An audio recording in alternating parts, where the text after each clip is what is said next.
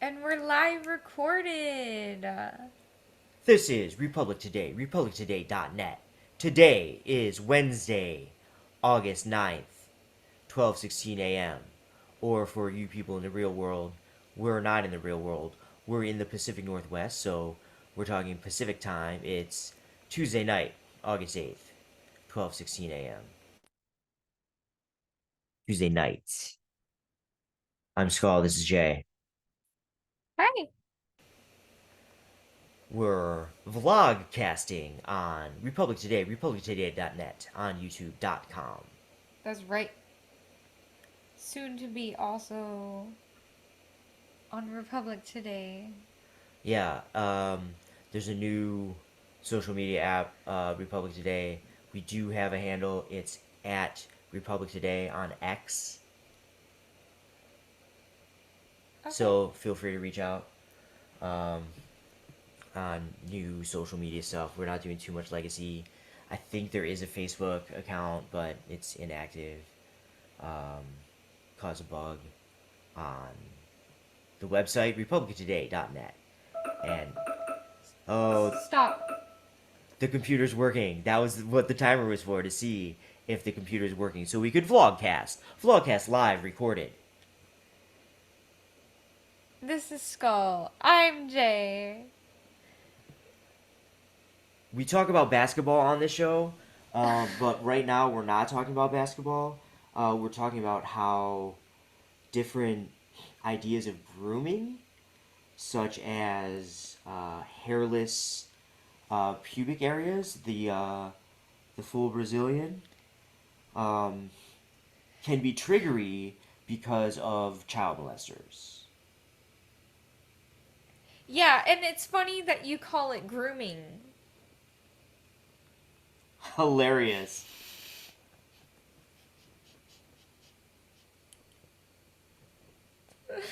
I don't know what else to say.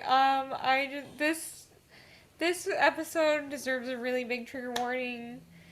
Make sure you're always reading descriptions before you start listening. Anyway, yeah, moving. We need to move on from that topic right now. I think. I don't know. Okay, fair enough. I'm not gonna push things. I It's mean, what we were, you know. we can continue it for ourselves or for the listeners, but yeah. Okay. We've been joined in the studio, for those of you listening to audio, by Noodle. Or if you can see by video, this is Noodle. She is the scraggly ass bitch. Um, Persistent. Very persistent. yeah, I don't know. That's the number one word I would use to describe Noodle.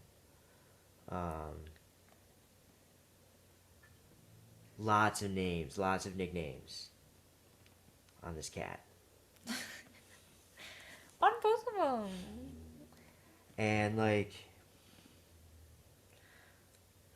well, it takes a lot of getting to know people to know, like, which nicknames are going to be offensive Mm. um, for pussy.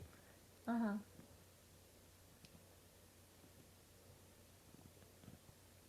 What else you got? Mm. Mhm. Okay. Um, I feel like I had something earlier. Actually, I don't know. What was I thinking about? How I had my retinas checked today. medical care.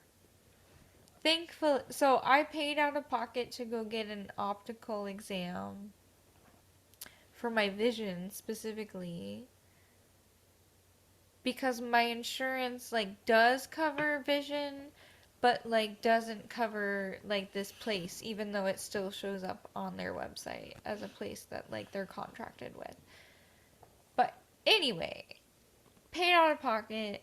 Thankfully, the retina specialist is covered by my insurance.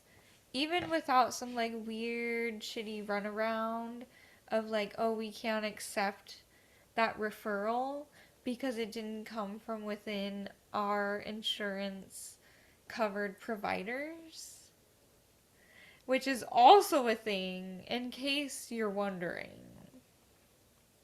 And you've got skeleton crews wrangling tons of patients with like because they're not going to pay for labor for like let's make sure it's efficient for the patient that comes in. So you get time windows and things like that. Are you talking about insurance covered places? Wrangling Lots of people. lots of people? Yeah. I mean, both, yeah. Are there just places that we don't take insurance? For healthcare That are just like, we won't take it. Like, we only take cash. and mental health care? Absolutely. Yeah. What about, like, if I have an accident? Like, urgent care will take Yes, insurance, though, won't they they? will take cash. But will they take insurance? Yes. But what about places that just won't take insurance? For an urgent care, that's not very common.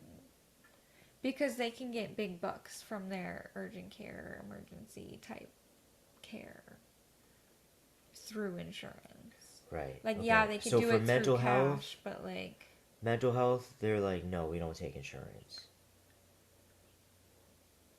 I think there's a everybody lot of takes it. people. Yeah, there's a lot of people that don't take insurance because Mm, they factor in the cost for the time to like send those claims, coordinate with that insurance, et cetera, et cetera, et cetera. mm-hmm. Maybe it's just worth it for them to be like, yeah, cash. All right, here's cash. Great, we're done here. Right. Whereas like if you have a whatever patient or client or whatever and they come in and they're like, oh well, this is my insurance, you have to scan all that shit in, you have to call or run it through a system to make sure that they're an actual active patient or Mm-hmm. whatever until the end of their appointment. Then you can be like, oh well, it costs this much. Or if it's a copay at the beginning, they have to figure that out, like, oh, it costs this much through your insurance. All of these things, like, Right. that's extra work. And on top of that, As much money as you might be they bringing in, your admin that they you have have to to pay. bill the insurance, they have to receive, they have to have an accounts payable, accounts receivable account,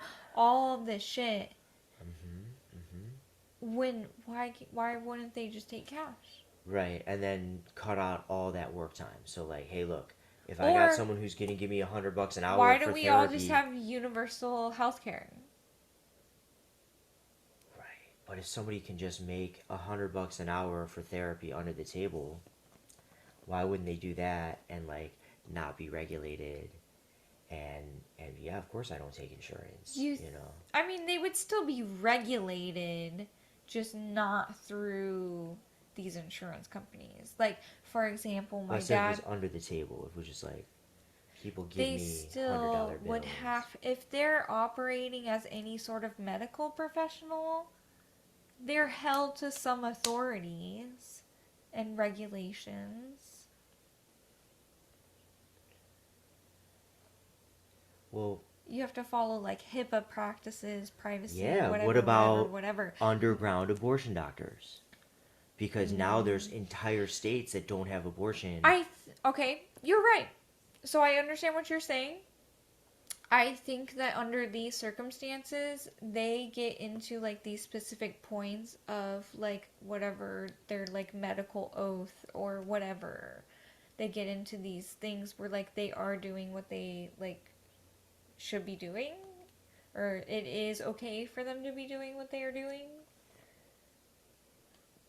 I don't know. That's complicated. There could be so many different situations to Right. So, because explain like something drug like that. dealers are Right. dispensing meds without prescriptions. Sometimes they're drugs that were manufactured to be prescription medicine that then, are resold essentially because a lot of people prescribing painkillers are drug dealers. I mean, that's what these medical doctors, Yeah, you no, know, I know. there's those I'm kind of aware. epidemics. I'm aware. Oh, I'm a werewolf. You are. Um, Yeah. So there is under the table sort of like Yeah. medical practice, and Oh, so there for could be sure. just therapy. Yeah. What about like voodoo practitioners who just take cash and they're like, yeah, we're not paying taxes and like forming an LLC to do these things on the kitchen table, you know. I guess that I just like want to hold like medical care to a higher standard. And I guess okay, I see. So there's a difference between like higher standard of like institutional whatever basis, but there's a higher standard of just like care and like um understanding of humanity. If there, I don't know if there's a lot of underground therapists where they just, hey, we're gonna have a conversation on a leather couch for an hour, and you're gonna give me There $100. are a lot who, I mean, so they operate still with their certification, and they just don't take cash. Or there are some who do take cash They have the only. admin element where it's like we take insurance, and Yes. Yeah. that's Right. how most people are paying for that. Uh-huh. They're like, I'm not gonna get there because I don't have insurance. I don't know what is the typical thing, listeners. What do y'all got? What do y'all got on these subjects? Thank you for tuning in. What else you got, Jay? I don't know. Should we wrap it up?